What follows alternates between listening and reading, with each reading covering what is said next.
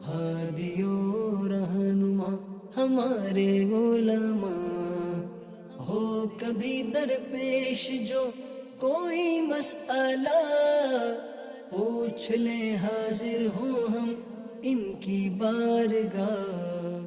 الحمد للہ رب العالمین والصلاة والسلام علی خاتم النبیین اما بعد فاعوذ باللہ من الشیطان الرجیم بسم اللہ الرحمن الرحیم والصلاة والسلام علیک یا رسول اللہ وعلی آلک واصحابک یا حبیب اللہ، والصلاة والسلام علیک یا نبی اللہ وعلی آلک واصحابک یا نور اللہ۔ مدنی چینل کے ناظرین، پروگرام دارالفتاء اہل سنت میں آپ کو خوش آمدید کہتے ہیں۔ اللہ رب العالمین ہم سب کو دین متین کے احکامات سیکھ کر سمجھ کر ان پر عمل پیرا ہونے کی توفیق عطا فرمائے۔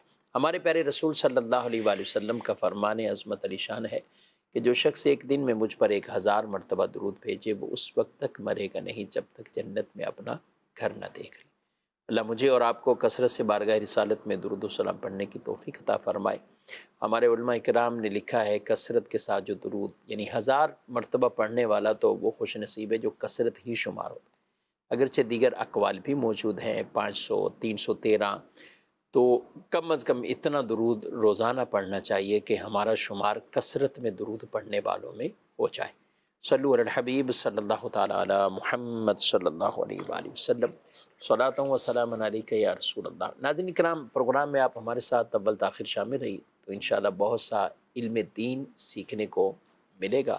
سوال جواب کی صورت میں یہ سیشن ہے، یہ پروگرام ہے، ایک کلاس سمجھ لیجئے۔ تو مختصر سے دورانیہ میں آپ کو کافی شرعی مسائل سیکھنے سمجھنے کو مل جائیں گے۔ آج ہمارے پروگرام میں شامل ہیں مفتی محمد حسان رضا عطاری صاحب، ان کو بھی خوش آمدید کہتے ہیں۔ کیسے مزاج کے؟ الحمدللہ۔ حج کے لیے کئی عاشقان رسول جو بطور خاص تیاریوں میں ہیں، سفر وہ کر رہے ہیں، اور اب تو یہ سلسلہ ہی گویا کہ شروع ہوا۔ کئی تڑپتے بھی ہیں کہ حج کریں، اللہ پاک انہیں بھی حاضری عطا فرمائے، آمین۔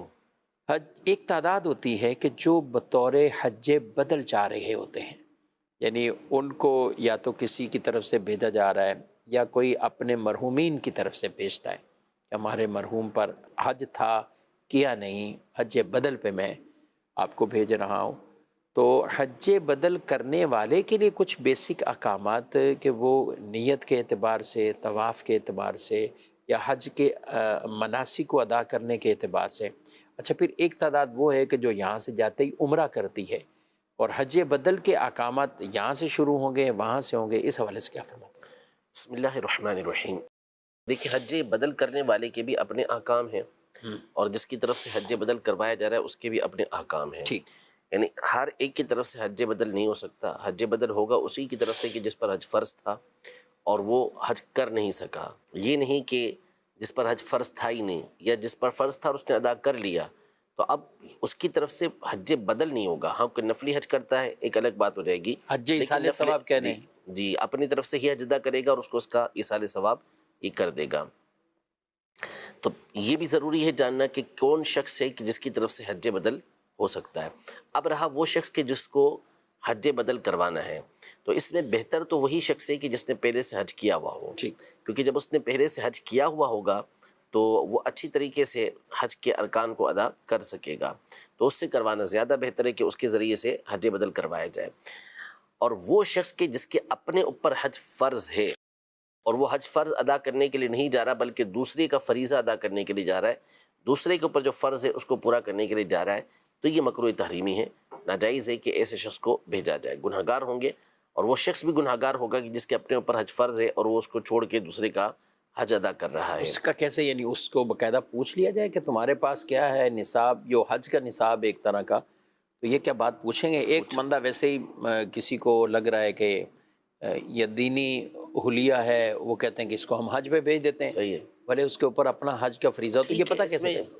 دیکھیں دو ہی صورتیں ہوتی ہیں ہمیشہ ایسے مقام پر کہ یا تو شک و شبہ گزر رہا ہے تو اس سے پوچھ لیا جائے، اور طریقے سے پوچھ لیا جائے، اور اگر نہیں شک و شبہ نہیں ہے اور آپ کا ظن غالب ہے کہ یہ اس طرح کا بندہ ہے کہ اس کے اوپر حج فرض نہیں ہے، یا ایسا شخص ہے کہ جو حج ادا کر نہیں سکتا تو لہٰذا ہم اس کو حج کروا دیتے ہیں، تو یہ کافی ہو جاتا ہے، اس میں ظن غالب کفایت کرتا ہے۔ نمبر 1 یہ عورت کی طرف سے حج بدل ہو تو اس کے لیے عورت کا ہی جانا ضروری ہے کہ مرد بھی؟ نہیں، مرد بھی جا سکتا ہے، مرد کی طرف سے عورت، عورت کی طرف سے مرد جا سکتی ہے، ٹھیک، حج بدل کی۔ حج بدل ہو سکتا ہے دونوں کا، لیکن بہتر یہی کہ مرد کی طرف سے جب حج ادا ہو تو پھر مرد ہی ادا کرے، یہ زیادہ بہتر ہے۔ صحیح، عورت کے لیے وہ چاہے عورت کے مرد لیے کرے، وہ چاہے مرد کرے چاہے عورت کرے، اصل میں مرد کے احکام تھوڑے سے اس سے مختلف ہوتے ہیں۔ صحیح۔ عورت کے بعض اوقات ایسے ایام ہوتے ہیں کہ جس میں وہ بہت سارے فرائض آزمائش ہو جائے۔ میں اب مشکل ہو جاتی ہے اس کے لیے۔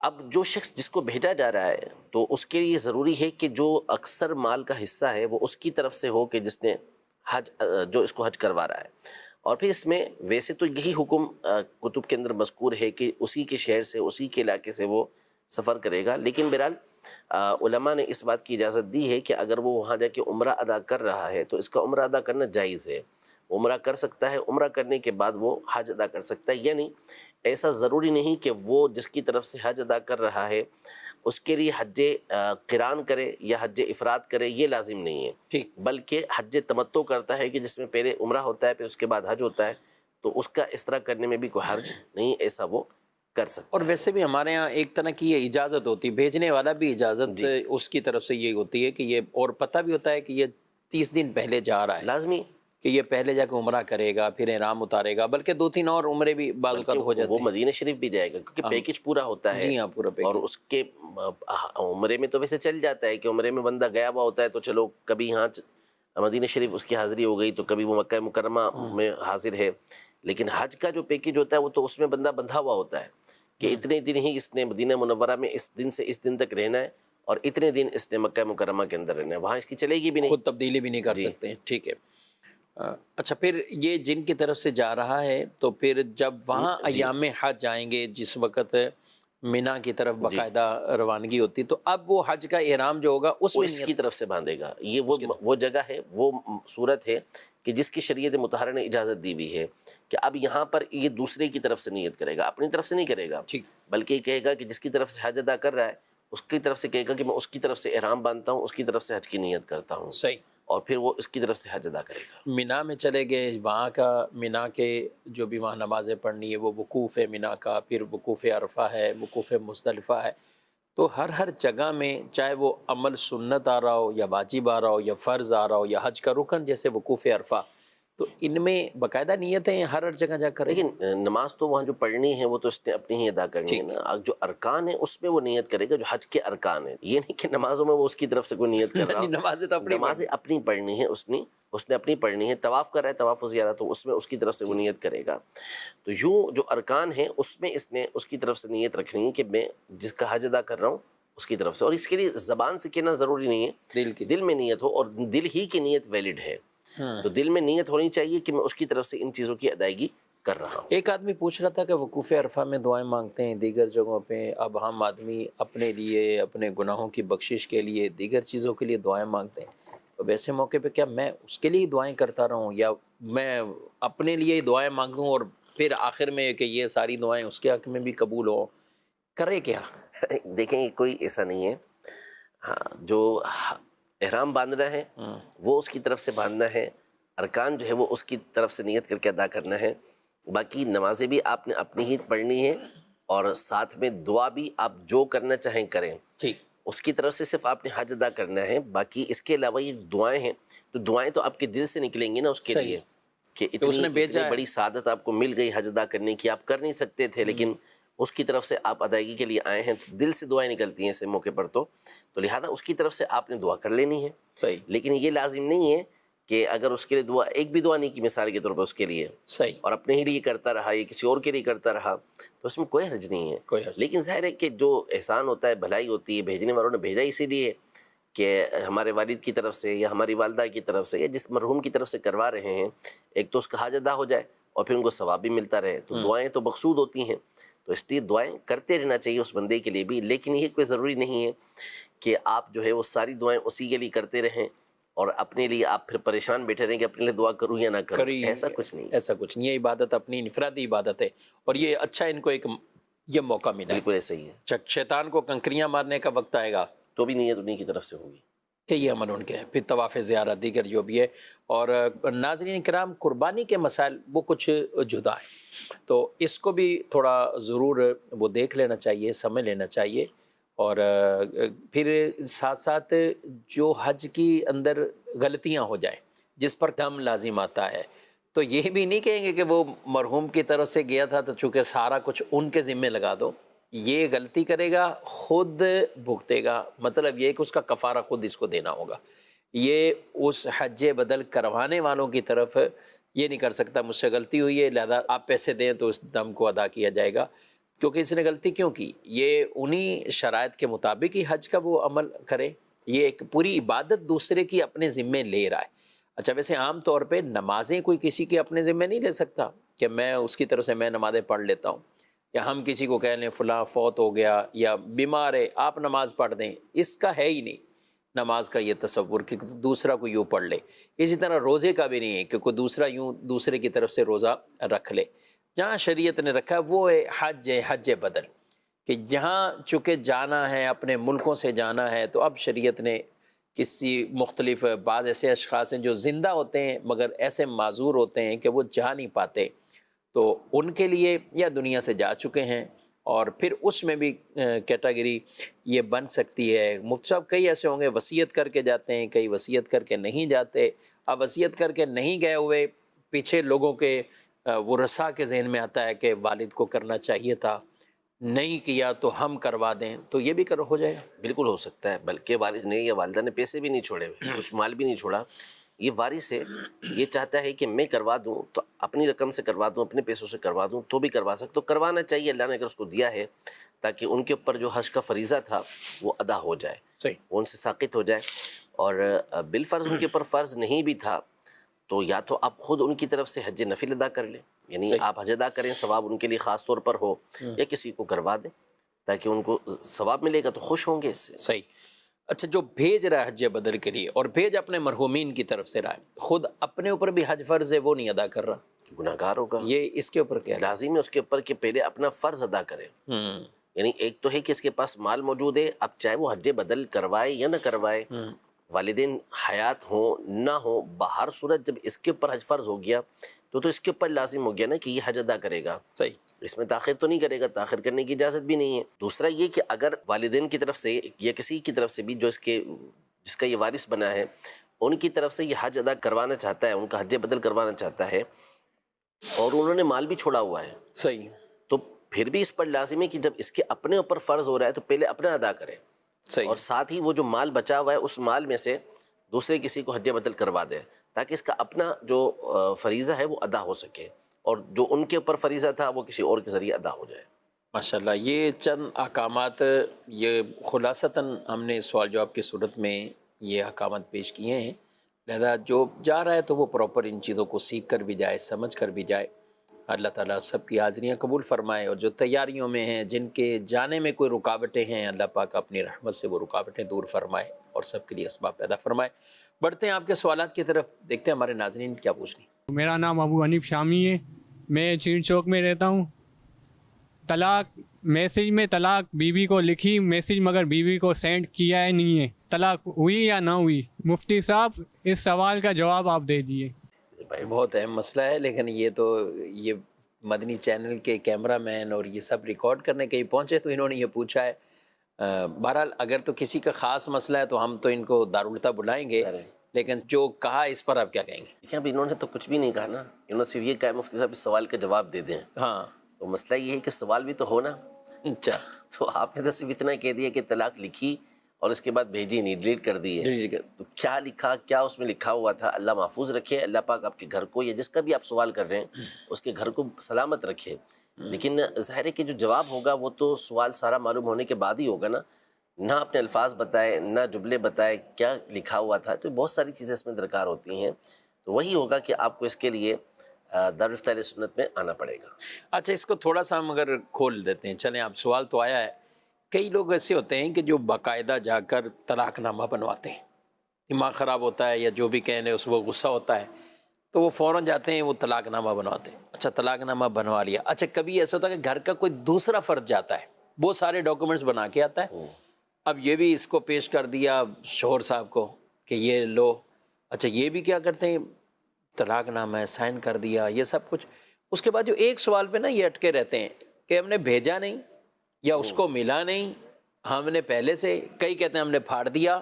یعنی یہ سارا کچھ کرنے کے بعد کتنی بڑی یہ غلطی ہو سکتی ہے؟ بہت بڑی غلطی ہو سکتی ہے، کیونکہ عمومی طور پہ اس میں کوئی نہیں لکھا ہوتا کہ جب یہ پہنچے گا تو تمہیں طلاق ہوگی، ایسا کچھ نہیں لکھا ہوتا اس کے اندر. سیدھا سیدھا اس میں لکھا ہوا ہوتا ہے، جو پیپر بنتے ہیں کورٹ سے، ایک تو اس میں ایک ساتھ 3 لکھی ہوئی ہوتی ہیں جو غلط طریقہ کار ہے، 3 لکھنے ہی نہیں چاہیے، ہو جاتی ہیں ایک ساتھ دینے سے، لیکن لکھنا ایک، اگر بالفرض کوئی صورت بن جاتی ہے، گھر بن نہیں پا رہا، تو ایک طلاق کا حکم ہوتا ہے کہ ایک طلاق دے، اس سے زیادہ نہ دے، تاکہ پھر بچاؤ کی کوئی صورت، بناؤ کی کوئی صورت رہ سکے.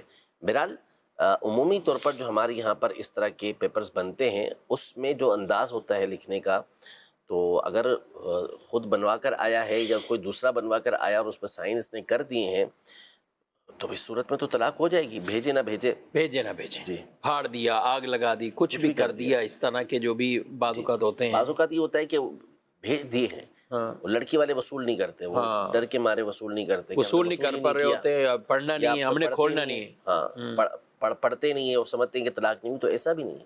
ٹھیک. بڑے نازک اس کے مسائل ہوتے ہیں، اور یہ بڑا، جس طرح مقدس رشتہ ہے اسی طرح بڑا نازک رشتہ ہے. ایک تو اس کو سیکھنا چاہیے، اس کے مسائل کو، اپنے آپ کو قابو میں رکھنا چاہیے، اپنے دماغ کو قابو میں رکھنا چاہیے کہ اس طرح کے اقدام کرنے سے پہلے کسی نہ کسی مستند عالم دین سے، مفتی صاحب سے رابطہ کر لینا چاہیے. یعنی ایک جملہ عام طور پہ ہم یہ کہتے ہیں کہ طلاق غصے میں ہوتی ہے، کوئی بھی ہنسی مذاق کے اندر خوشی خوشی طلاق نہیں دیتا.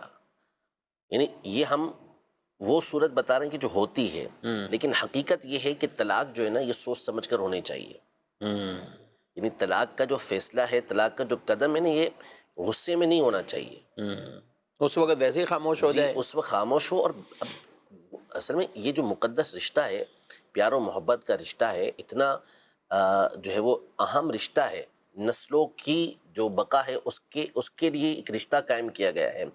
تو اس کو جو ختم کرنا ہے، اس کے لیے ایک شریعت نے طریقہ کار رکھا ہے کہ ایسا فیصلہ تھوڑی ہوتا ہے کہ ٹھکاک سے آپ نے فیصلہ کر لیا، بلکہ اس پر سوچا سمجھا جاتا ہے، اس پر جو ہے وہ بندہ باقاعدہ مشورہ کرتا ہے، پھر اس کے بعد کس طریقے سے قدم اٹھانا ہے وہ قدم اٹھاتا ہے. یہ نہیں کہ آپ آئے غصے میں 1 2 3 ختم، یہ تھوڑی ہوتا ہے. یعنی اس پہ غور و فکر کر کے، علماء سے مشاورت کر کے، بلکہ میں تو اکثر کہا کرتا ہوں جب نکاح ہوتا ہے تو نکاح کے لیے تو اتنی میٹنگ پہلے سے ہیں، اتنی تقریبات کا اہتمام کیا جاتا ہے. حسان صاحب کبھی کہتے ہیں کہ ابھی دیکھنے آ رہے ہیں، اچھا دیکھ کر فائنل نہیں کرتے، سیلری پوچھ لی لڑکے کے حوالے سے، لڑکی والوں نے یا انہوں نے لڑکی کے حوالے سے معلومات لے لی، سب کچھ کر لیں گے، دعوت بھی کھا لیں گے، 2 گھنٹے بیٹھ کے آ گئے، گپ شپ بھی لگا لی، سارا کچھ مرے، پھر اس کے بعد بھی کچھ تحقیق کریں گے. رشتہ کرنے سے پہلے دائرے تحقیق کرتے ہیں، ارد گرد کے لوگوں سے پوچھا، ان کے دوست احباب سے پوچھا. اچھا پھر بھی یعنی پہلے 4-5 کچھ نشستیں آ جائیں، پھر لوگ کچھ کے مہینے چھوڑتے ہیں، یعنی 2-4 مہینے دیکھ لو بھائی، ان لوگوں کو دیکھیں، ان کے رہن سہن دیکھو، 6 مہینے، پھر اس کے بعد منگنی، پھر منگنی کے بعد بھی کئی لوگ نکاح کا سلسلہ اور موقوف رکھتے ہیں، پھر کئی تو نکاح کے بعد رخصتی کو اور موقوف رکھتے ہیں. یعنی کتنے سالوں میں یہ اتنا ایک نکاح کا معاملہ ہے، لیکن فارغ کرنے پائیں تو 1 منٹ میں. ایسے ہی ہوتا ہے بہت. یعنی بس مسئلہ دیکھیں، ہم اس پر کئی مرتبہ گفتگو کر چکے ہیں کہ اب جو نسل ہے، جو دور چل رہا ہے، اس میں برداشت تو کم سے کم ہوتی ہی جا رہی ہے. تو دیگر معاملات میں جہاں برداشت کی کمی ہوتی ہے، اسی طرح یہ گھریلو معاملات کے اندر بھی برداشت کی کمی یہ دونوں طرف سے ہوتی جا رہی ہے. عورت کو چاہیے کہ وہ احتیاط اس حوالے سے برتے کہ ہائپر نہ کر دے مرد کو، اور اس کو ایسے اقدام پہ مجبور نہ کرے. اور مرد کو چاہیے کہ عورت کی طرف سے اگر اس طرح کے معاملات ہوتے ہیں تو مرد بنے اور اپنے آپ کو قابو میں رکھے، نہ مار دھاڑ کرے اور نہ ہی اس طرح کے الفاظ استعمال کرے، بلکہ اپنے آپ کو قابو میں رکھ کر اپنے بڑوں سے اس حوالے سے مشاورت کرے. تو پھر یہ ہوتا ہے. بعض اوقات تو اللہ معاف کرے کہ بعض عورتوں کی تو اس طرح کے معاملات آتے ہیں سامنے، تو مرد ہے تو طلاق دے، جی ابھی چھوڑ، ابھی کے ابھی چھوڑ، اس طرح کی باتیں وہ کرتی ہیں. نعوذ باللہ ثم نعوذ باللہ. آپ نے گھر اس لیے بسایا تھا، پھر آگے بچے آپ کی نظر نہیں آتے آپ کو کہ آپ نے کیا کرنا ہے. تو اپنے غصے کو ہمیشہ قابو میں رکھیں. صحیح. کیوں آپ اتنا ہائپر ہو جاتے ہیں؟ اصل میں وہ ذہن بنا لیتے ہیں کہ مجھے غصہ بہت آتا ہے، میں برداشت نہیں کر سکتا، میں برداشت نہیں کر سکتی. بھائی کیوں برداشت نہیں کر سکتے آپ کیوں برداشت نہیں کر سکتی؟ آپ کو کرنا ہوگا. اب آپ کی زندگی تنہا زندگی نہیں ہے، آپ کی زندگی آپ کے لائف پارٹنر کے ساتھ ہے اس کو بھی دیکھنا ہے، آپ کے بچوں کے ساتھ آپ کی زندگی ہے اس کو دیکھنا ہے. مجھ سے برداشت نہیں ہوتا تو بھائی نہیں ہوتا تو کرو، کرو، شادی کیوں کی صحیح تھی؟ بات ہے، کرو. جب آپ نے ایک رشتہ بنایا ہے، آپ نے ایک رشتہ قائم کیا تو اس کو نبھائیں. یہ تھوڑی کوئی فلم تھوڑی ہے، کوئی ڈرامہ تھوڑی ہے کہ آپ نے شادی کر لی اور یہ آپ نے گھر بس گیا اور اس کے بعد چھوڑ دیا تو پھر کوئی جو ہے وہ نیا رشتہ آپ کا ہو جائے گا. یہ حقیقی زندگی ہے. یہاں آٹے دال کا بھاؤ پتہ چلتا ہے بندے کو کہ زندگی کیسے گزارنا ہوتی ہے. یہ مسائل آتے ہیں، مشکلات آتی ہیں، لیکن ان کو فیس کرنا پڑتا ہے بندے کو. تو اس لیے یہ برداشت کا مادہ اپنے اندر پیدا کرنا ہوگا آپ کو. نہیں یہ کہنے سے آپ جان نہیں چھڑا لیں گے کہ نہیں اب مجھ سے نہیں ہوتا، میں نہیں کر سکتا، یہ میں نہیں کر سکتی. نہیں نہیں، یہ نہیں، بلکہ کرنا پڑے گا. نبھائیں اور کریں. معاشرے میں اگر ایک دو کوئی ایسے کیسز سامنے آتے ہیں نا کہ انہوں نے بعد میں آگے کر لیا اور بہت اچھا ہو گیا، تو میں کہتا ہوں وہ ایک دو کچھ ایسے آپ دیکھ رہے ہوں گے، 50 دوسرے کیسز بھی ہیں. اور بالخصوص بہنوں کو چاہیے، ان خواتین عورتوں کو چاہیے کہ وہ صبر تحمل سے بہت کام لیں. ان عورتوں کو اگر معاشرے میں دیکھ لیا جائے، ارد گرد اپنے دیکھیں کہ جن کی طلاقیں ہو چکی اور اس کے بعد ان کے گھر والے کتنی پریشانیوں میں، اس کے بھائی کتنی، بہنیں کتنی پریشانیوں میں، اگر ان کے گھر میں کوئی اور بچے جن کی شادی ہونے رہتی ہے تو وہ کتنی پریشانیوں میں ہوتے ہیں کہ ہماری بہن کو طلاق ہوئی، اس وجہ سے ہمارے رشتوں میں مسائل ہو گئے. تو مسائل ہی مسائل ہیں. اپنا گھر وہ اچھا ہے، صبر و تحمل سے کام لینا چاہیے، پیارے نبی علیہ السلام کی تعلیمات پر عمل کرنا چاہیے، اور عفو درگزر سے کام لیں گے تو گھر امن کا گہوارہ بھی بنیں گے. مزید کال. میرا مفتی صاحب سے یہ سوال ہے کہ اسلامی بہنیں جب سجدے میں جائیں تو کیا پاؤں کی انگلیوں کو فولڈ کریں گی؟ اور دوسرا سوال یہ ہے کہ بیوہ عورت حق پر ہو یا نہ ہو، کیا اس کی بددعا سے بچنا چاہیے؟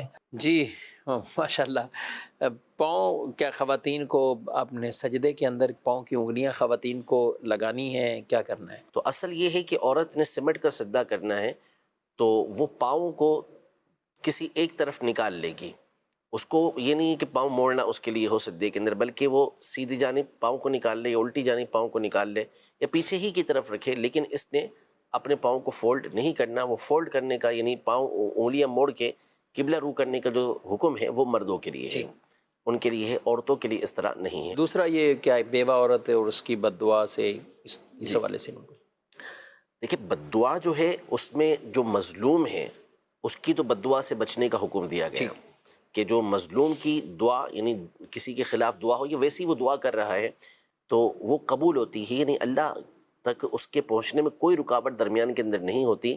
تو اس لیے کوئی بھی ہو، چاہے بیوہ خاتون ہو چاہے کوئی اور ہو، اس کی بد دعا سے تو بچنا چاہیے. ہاں اب یہاں پر یہ ہے جیسے انہوں نے حق اور ناحق کی بات کی، تو اب بعض اوقات کوئی سامنے والا ہوتا ناحق ہے، غلط کر رہا ہوتا ہے. جیسے مثال کے طور پر جو بعض مخنث ہوتے ہیں جن کو ہجڑا کہا جاتا ہے ہمارے ہاں، وہ مانگنے کے لیے مختلف مقامات پر پہنچ جاتے ہیں اور نہ دو تو پھر وہ بد دعائیں دینا شروع کرتے ہیں. تو لوگ پھر بد دعا سے ان کی ڈر کر جو ہے ان کو دے رہے ہوتے ہیں. تو یہ درست طریقے کار نہیں ہے. کس کا؟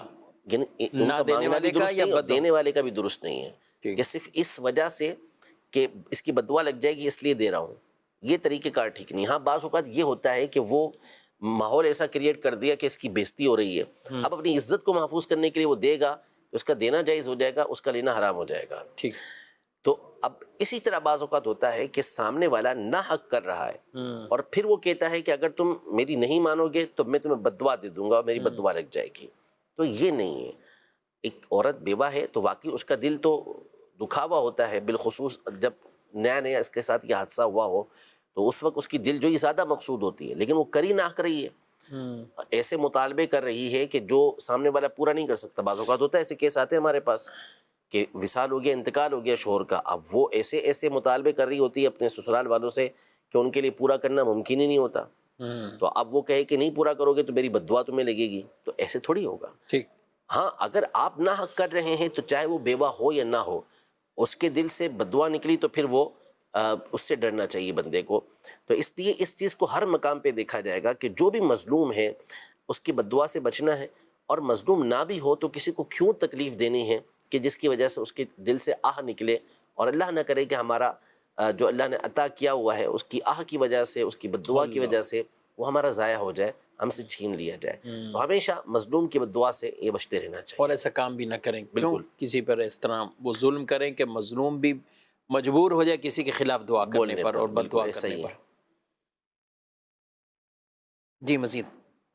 میرا نام صدام حسین ازارتاری ہے. میں حاجی شیدی گوٹ ملی کراچی میں رہتا ہوں. میرا یہ سوال ہے کہ نفل یا واجب روزے توڑنے پر روزے کا کفارہ لازم ہے؟ اس پر میری رہنمائی فرمائیں. جی نفل یا واجب روزہ ٹوٹنے سے کفارہ. دیکھیے ٹوٹنا ایک الگ چیز ہوتی ہے، توڑنا ایک الگ چیز ہوتی ہے، اور دونوں میں اس کے فرق ہے. ہاں فرق ہے. ظاہر ہے کہ جان بوجھ کے جس نے توڑا وہ ایک الگ ہے، اور جس کا ٹوٹ گیا غلطی سے اس کا الگ مسئلہ ہوتا ہے. کفارہ جو ہوتا ہے وہ رمضان کے روزے کے توڑنے پر ہوتا ہے، کہ وہ صحیح. کسی ایسی وجہ سے توڑ دیا کہ جو شریعت مطہرہ کے اوپر کے احکام میں اس کامل جنایت اس کی پائی جاتی ہے، مکمل ایک نافرمانی اس کی طرف سے پائی جاتی ہے، جس کی وجہ سے شریعت مطہرہ کفارے کا حکم دیتی ہے. اس کی پھر اپنی شرائط ہیں کہ کیا کیا اس کے اوپر احکام لاگو ہوں گے. لیکن جو اس کے علاوہ روزہ ہے، واجب ہو نفل ہو، تو وہ روزہ ٹوٹ گیا یا توڑ دیا تو اس کے اوپر کفارہ نہیں ہے، ٹھیک. اس کی پھر قضا لازم آتی ہے. رمضان کا روزہ ٹوٹ گیا ہے تو اس کی بھی قضا لازم ہے. کفارے کی پھر الگ صورتیں ہوتی ہیں، وہ رمضان کے روزے کی ہوتی ہیں. وہ رمضان کے علاوہ جو آپ واجب روزہ رکھ رہے ہیں یا نفل روزہ رکھ رہے ہیں، اس کے ٹوٹنے پر آپ کے اوپر قضا تو لازم آئے گی، لیکن اس کا کفارہ نہیں ہوگا کہ اس کے بدلے آپ کو 60 روزے رکھنا پڑے یا 60 مسکینوں کو کھانا کھلانا پڑے. یعنی روزے نہ رکھ سکیں تو پھر مسکینوں کو کھانا کھلانا یہ نہیں ہے ضروری. جی کچھ سوالات ایس ایم ایس پہ ان کو شامل کرتے ہیں. بغیر آواز کے قرآن پڑھنا کیسا؟ وہ پڑھنا نہیں کہلائے گا. پڑھنا وہی ہے کہ جو آپ زبان سے پڑھیں گے، جس کو قراءت کہتے ہیں. اس کو کیا کہیں گے؟ اس کو آپ کہہ لیں کہ آپ کو نظروں سے دیکھنے کا ثواب ملے گا. قرآن کو دیکھنا بھی، یا دماغ میں وہ الفاظ چل رہے ہیں. اچھا ترجمہ بھی کوئی پڑھ رہا ہے، اسٹڈی کر رہا ہے، ہاں تو اس کو پڑھنے کا ثواب یہ ملے گا نا کہ یہ ترجمہ پڑھ رہا ہے، یہ جیسے تفسیر پڑھ رہا ہے تو تفسیر پڑھنے کا اس کو ثواب ملے گا. لیکن جو قرآن پڑھنے کا ثواب ہے کہ جس کو باقاعدہ پڑھنا کہا جاتا ہے، وہ پڑھنے سے ہی ہوگا. اور وہ اتنی آواز ضروری ہے کہ کانوں تک پہنچ جائے. اچھا. ورنہ وہ پڑھنا نہیں کہلائے گا. وہ کوئی بھی مقام ہو، پڑھنے کے لیے ضروری ہوتا ہے کہ زبان سے اس کو پڑھیں گے اور اتنی آواز میں پڑھیں گے کہ آپ کے کانوں تک اس کی آواز پہنچے. ورنہ تو پھر یہ ہونٹوں کو ہلانا ہو جائے گا. صحیح. ٹھیک ہے، یعنی پڑھ بھی رہے ہیں لیکن آواز ہی نہیں نکل رہی کہ آپ کے کانوں تک پہنچے، تو اس کو یہ پڑھنا نہیں کہا جاتا. صحیح قول یہی ہے. تو لہذا تلاوت کر رہے ہیں یا ذکر و اذکار کر رہے ہیں، جو پڑھنا کہلائے گا اس میں کم از کم اتنی آواز ہو کہ اگر کوئی رکاوٹ درمیان میں نہیں ہے تو آپ کے کان تک آواز پہنچے. شور بہت ہو رہا ہے، آپ پڑھ رہے ہیں، وہ آواز ہے اتنی کہ آپ کے کانوں تک پہنچ جاتی ہے، لیکن اس شور کی وجہ سے پہنچ نہیں پا رہی، تو بھی یہ پڑھنا آپ کا قرار پائے گا. پڑھنے کا ثواب آپ کو ملے گا. اگر آپ نہیں دیکھتے ایک تعداد لوگوں کی مسجد میں بھی اگر ڈیسک سامنے رکھا یا کوئی کرسی پر بھی بیٹھ کے پڑھ رہے ہیں تو وہ کر بھی رہے ہوتے ہیں، پھر پورا صفحہ، پھر پورا یوں، یعنی یہ تو چل جائے گا شفیق بھائی کہ یہ قرآن پڑھ رہے ہیں تو اس میں تو کوئی گناہ نہیں ملے گا نا ان کو، چلے ثواب ہی ملے گا دیکھنے کا. مسئلہ تو آتا ہے نماز میں. برسہ برس سے نماز پڑھ رہے ہوتے ہیں. کئی دفعہ جب ہم نماز پڑھ کے فارغ ہوتے ہیں تو قریب جو نماز پڑھ رہے ہوتے ہیں کچھ بھی نہیں کر رہے. یعنی انہوں نے ایک اندازہ بنا لیا کہ اتنی دیر کی نہیں پڑھ رہے ہیں. اچھا دماغ میں پڑھ رہے ہیں، دل میں پڑھ رہے ہیں، اور پھر اس کے بعد وہ رکوع میں چلے اچھا جاتے ہیں. ویسے بھی پڑھ رہے ہوتے ہیں بعض اوقات. اگر یہ تو آپ نے کہا کہ ہونٹ بھی نہیں ہل رہے، جی کچھ کے ہونٹ بھی ہل رہے ہوتے ہیں، لیکن وہ واضح محسوس ہو رہا ہے کہ ہونٹ کیا ہل ہوتا اب وہ پھر اس کے اپنے اوپر ہے کہ وہ کتنی آواز میں پڑھ رہا ہے. ہاں تو اب یہ ہلانے کے اوپر ہے. تو اس میں بھی بہرحال یہ تو نمازوں کا پھر مسئلہ آ جائے گا نا. نماز میں قرات ضروری ہے. یہ مسئلہ جو پڑھ نمازوں رہا کے ہے لیے بہت زیادہ بالکل ایسا ہی ہے. تنہا پڑھ رہا ہے نماز، اکیلا پڑھ رہا ہے نماز، اور قرات اس کے اوپر لازم ہے. جن رکعتوں میں قرات کرنی ہے اس کو، تو اس صورت میں اگر اس نے اتنی آواز سے نہیں پڑھا کہ اس کے کانوں تک آواز پہنچے تو پھر تو اس کی نماز ہی نہیں ہوگی. نماز شروع کرتے ہوئے بھی اللہ اکبر امام صاحب نے کہا. اس میں بھی دیکھیں حسن صاحب کہ اللہ اکبر امام صاحب نے کہا. تکبیر تحریمہ تو مقتدی پہ بھی فرض ہے. بالکل. نماز جب شروع کی تو ہے 10 منٹ پہلے نماز سے بیٹھے ہوئے ہیں. اب یعنی نماز شروع کی اور کہا ہی نہیں ہے. اور نماز اللہ پاک رحم فرمائے اور توفیق عطا فرمائے. مسائل سیکھنے یعنی ہم یہ تو نہیں کہہ سکتے کہ یہ نمازیں قبول ہو جائیں گی، اللہ پاک قبول کر لے، یہ تو اللہ کی مرضی ہے. لیکن جو حکم شرع ہے وہ یہی ہے کہ ایسی نمازیں ہوں گی نہیں. ان نمازوں کو پڑھنا پڑے گا دوبارہ. اس لیے نمازوں کو سیکھیں، اہمیت دیں نماز کو، اہتمام کریں نماز کا. یہ اس کو یوں نہ سمجھیں کہ آپ فارمیلٹی پوری کر رہے ہیں، برسہ برس سے آپ نمازیں پڑھ رہے ہیں اور اس کو سیکھتے نہیں ہیں، تو یہ اچھی بات نہیں ہے. اس کو پورا سیکھیں، پراپر سیکھیں، اور کوئی مشکل نہیں ہے. نماز کے جو ارکان ہیں وہ آپ ادا کر رہے ہوتے ہیں، اس کو تھوڑا سا صحیح کرنا ہوتا ہے، درست کرنا ہوتا ہے. آپ نماز کورس کر لیں. آئے دن دعوت اسلامی کے مختلف مقامات پر نماز کورس ہو رہے ہوتے ہیں، اس میں آپ شرکت کر لیں. یا پھر آپ امیر اہل سنت کی ویڈیوز ہیں یوٹیوب پر، ان کے چینل پر بھی موجود ہیں، اور اس کے علاوہ دعوت اسلامی کی ویب سائٹ پر بھی آپ کو یہ امیر اہل سنت کا پورا طریقہ ملے گا کہ جس میں آپ نے نماز پڑھنے کا طریقہ سکھایا ہے. آپ اسے دیکھیں تو انشاءاللہ تبارک و تعالیٰ آپ کو بہت کچھ سیکھنے کو مل جائے گا اس میں. جی مزید سوال. میرا نام شاہد حسین اتاری ہے. مفتی صاحب سے میرا یہ سوال عرض ہے کہ حدیث پاک میں سنا ہے کہ بروز قیامت ایک ایک قبر سے 70 مردے اٹھائے جائیں گے. تو یہاں دیکھا یہ گیا ہے کہ کچھ لوگ کہتے ہیں کہ بھئی اسی حدیث کو سامنے رکھ کے کہ یہ کہتے ہیں کہ 70 مردے اٹھائے جائیں گے، تو کوئی اپنے والد کی قبر میں اپنی بہن کو دفنا دیتا ہے، کوئی والدہ کی قبر میں اپنے بھائی کو دفنا دیتا ہے، اور وہ بس یہ ان کا یہی سوچ ہے کہ یہ اٹھیں گے تو ہم اپنی قبروں میں کیوں نہ دفنائیں، عقل کا قبر کیوں بنوائیں. تو اس بارے میں مفتی صاحب سے عرض ہے کہ شرعی رہنمائی عطا فرما دیں. جی اچھا وہ آپ نے پوچھ لیا. یعنی بات چیزیں ایسی مشہور تو اتنی ہوئی تھی، پہلے وہ تو پوچھ لیں کہ جس پر بنیاد رکھ کر اگلا کام کر رہے ہیں اس کی کیا حیثیت ہے، کیا کہیں گے یہ روایت ہے؟ سب سے پہلی بات تو یہی ہے کہ یہ کوئی روایت ہے ہی نہیں. ٹھیک. یعنی دنیا جہان میں اس کو آپ تلاش کرتے پھریں گے تو اب تک کی جو علماء کی ریسرچ ہے اس میں کہیں ملا نہیں ہے. ملا ہی کئی ایک علماء اس حوالے سے واضح طور پہ بیان کرتے ہیں، اور بظاہر یہ ہے کہ ایسی کوئی روایت ہے بھی نہیں. اچھا اب رہا یہ کہ بالفرض ہم مان لیتے ہیں، چلیں ایک لمحے کے لیے تسلیم کر لیتے ہیں ایسی کوئی روایت موجود ہے، ٹھیک ہے، یا ایسا کوئی قول موجود ہے، تو اس کا مطلب یہ نہیں بیان کیا گیا کہ اس کے اندر آپ 70 دفنائیں. صحیح. وہ تو یہ ہے کہ مرور زمانہ جس کو بولتے ہیں، وقت کے گزرنے کے ساتھ کیا ہوا کہ وہ جگہ ختم ہو گئی، نارمل ہو گئی، بالکل عام جگہ ہو گئی. کیونکہ بہت ساری جگہ ایسی ہیں کہ جو پہلے قبرستان تھی کسی زمانے کے اندر، لیکن وہ بھول بھلائیاں ہو جاتی ہیں، وہ قبریں ختم ہو چکی ہوتی ہیں، پھر بعد میں دوبارہ وہاں قبر بن گئی، اب وہاں کسی کو دفنا دیا گیا.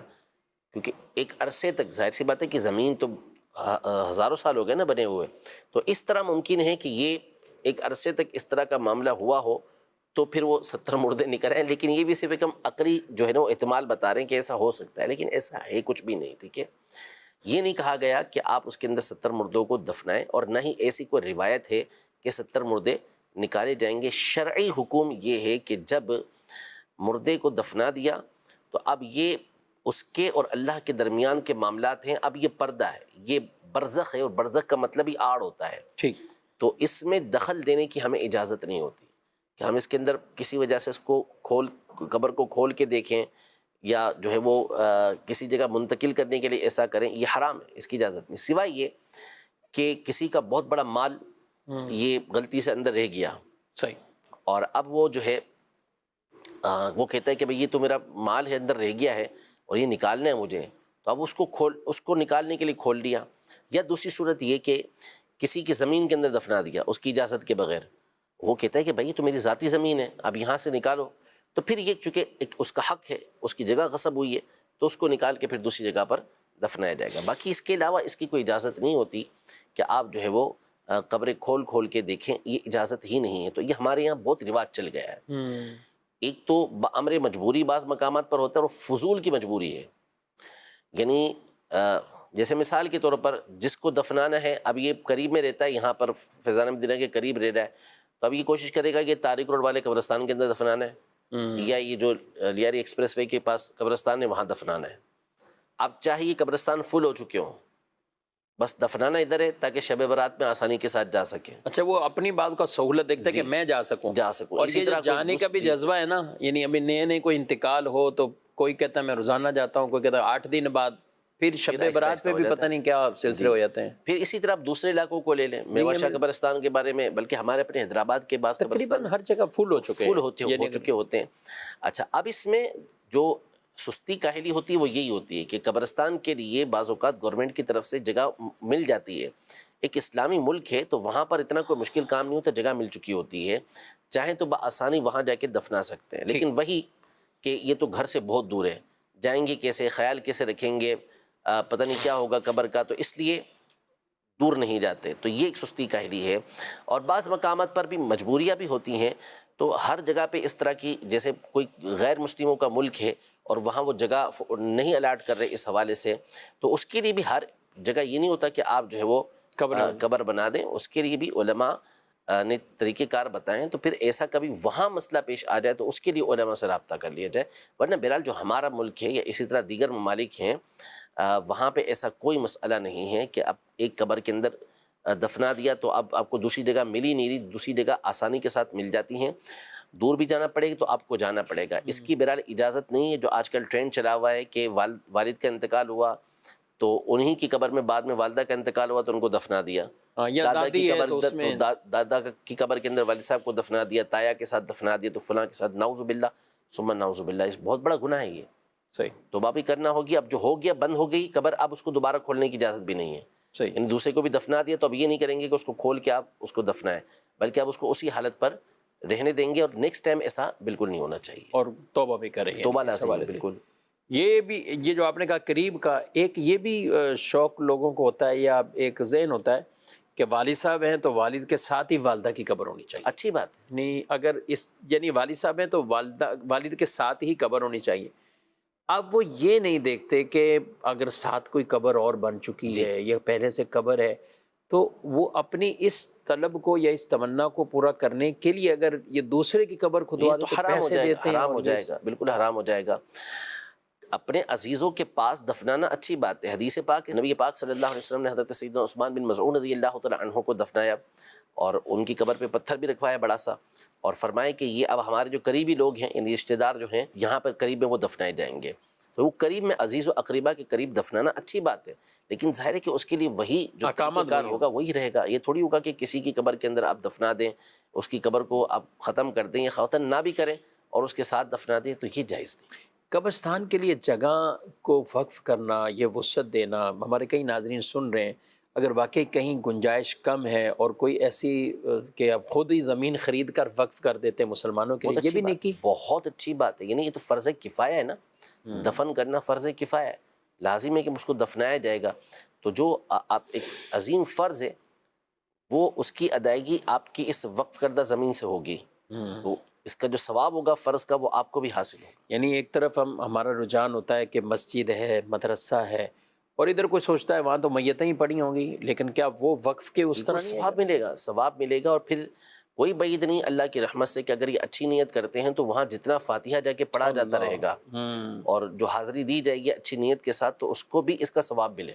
یہ کوئی بعید نہیں. اللہ کی رحمت اچھوں کے ساتھ تدفین اور قبریں بنانے کی بھی تو ترغیبات موجود ہیں کہ ان کی قرب میں قبریں ہوں، تو جو اچھا وہاں دفن کیا جس کو بھی، کون اللہ کا نیک بندہ، کیسا بندہ تھا، تو انشاءاللہ یہ بھی اس کے لیے ایک ثواب جاری ہے. یہ وقف ہے، زمین کوئی اس طرح وقف کرتا ہے تو یہ کوشش ہونی چاہیے. تو بلکہ ہم اپنے مسلمان بھائیوں سے کہیں گے کہ جہاں قبرستانوں کی جگہ تنگ ہے، مختلف این جی اوز یا مختلف اس طرح کی کئی ہم عام کام کرتے ہیں. یہ ہاسپٹل کوئی بنا رہا ہے، کوئی سڑکوں پر پل بنانا ہے، تو کچھ اور ایسے ہی وہ مسلمانوں کے فوائد کے کام ہی کر رہے ہوتے ہیں. لیکن وہاں یہ بھی ایک مسلمانوں کی جو بہت بڑی ضرورت ہے اس کو پورا کرنے کے لیے اس کے لیے بھی اپنا کوششیں کرنی چاہیے اور اقدام کرنا چاہیے کہ ہم اس میں وسعت دیں. ظاہر آبادیاں بڑھ رہی ہیں، قبرستان وہی رہے گا تو پھر یہ اس طرح کے مسائل آئیں گے، اور گورکن بھی کہیں گے کہ یہ قبر فلاں ہے جس کے پیچھے کوئی 10 سال سے نہیں آیا، 15 سال سے نہیں آیا، آپ اس میں دفن کر دیں. تو ان کو بھی ایسا مشورہ دینا یہ جائز نہیں. نہ اس طرح کی قبر کی نشاندہی کرنی چاہیے، نہ اس میں کوئی تدفین کا وہ اہتمام ساتھ کروائیں. لیکن اس میں جو سن رہے ہیں ہمارے بھائی، تو اگر وسعت کی طرف جائیں، قبرستانوں میں وسعت ہو جائے، اور یہ بھی ہو سکتا ہے ایک جگہ کی بجائے دوسری جگہ قبرستان وہاں بنایا جا سکتا ہے. مطلب یہ قبرستان فل ہو چکا تو آپ کئی اور ہی، اگر یہ ضروری نہیں کہ اس کے ساتھ متصل ہی کوئی میدان آپ خرید کر یا اس میں آپ گورنمنٹ سے لے کر باقاعدہ اسے بنائیں، کسی اور جگہ کو بھی آپ کر سکتے ہیں کہ اس جگہ پر تدفین کا یہ سلسلے شروع ہو. تو ہونا یہی چاہیے. اور جو مفتی صاحب آج کل یہ رائج ہو چکا ہے 2-3 منزلہ قبر، یعنی اس میں وہ کہتے ہیں کہ نیچے والی میت کو نہیں دیکھا، وہ تو پوری ایک چھت بنا دی اس پر، پھر اینٹیں کھڑی کی یا میت. پھر ہاں ہمارے ملک میں کچھ نہ کچھ ایسا سننے میں اب آ گیا، لیکن کئی ملکوں میں یا بیرون ملک ہیں تو اس طرح کی چیزیں بھی آ جاتی ہیں. یہ دفن کہلائے گا کیا؟ دفن نہیں ہے اصل میں. دفن کا مطلب جو ہوتا ہے قبر جو بنانا حکم ہے کہ قرآن پاک میں فَأَقْبَرَهُ کہ انسان کے لیے جو اس کے مختلف مراحل ذکر کر کے آخر میں قبر کا ذکر کیا گیا.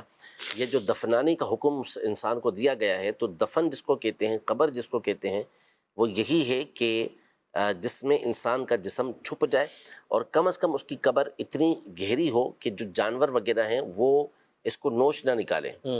یعنی اگر آپ نے دفنانا ہے، ایک تو دفنانا لازم ہے، ٹھیک. یہ تو 4 دیواری بنا کے جو اوپر رکھ دیا یہ کمرہ بنا دینا، یہ دفنانا نہیں ہے.